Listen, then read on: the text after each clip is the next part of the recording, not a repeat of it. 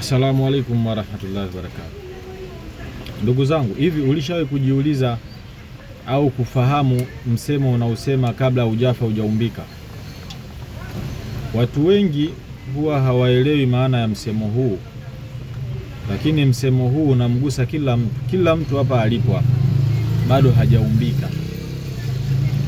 Ni kwamba umbile la mwanadamu litakamilika pale atakapokufa. Yaani ni kwamba alimuladi bado uko hai, unaongea, unazungumza, ni kwamba umbile lako hapo ulipo halijakamilika. Huenda muda wowote likabadilika. Yaani hapo ulipo wewe huenda ukaja ukawa kilema, ukawa huna meno, ukawa huoni, kipofu. Yaani ni kwamba bado uko katika sehemu ya kuumbwa.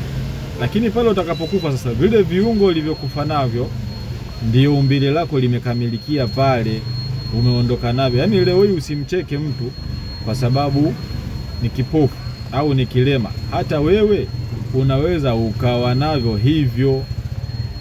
Bali ukifa na macho yako basi ndio useme nimekamilika, nimekufa na macho yangu. Lakini kabla haujafa, wewe mwenyewe muda wote unaweza kaondolewa macho, unaweza kaondolewa mikono, ukaondolewa miguu. Kwa hiyo usimdharau mwenzako kumuona kwamba huyu kaleta dharau. Hapana, hata wewe unaweza ukawa kama yeye.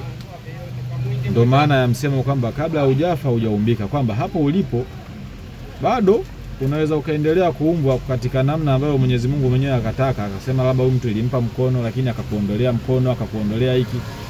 Kwa hiyo usimdharau mwenzio, wewe mwenyewe huenda ukawa kama yeye au zaidi ya yeye.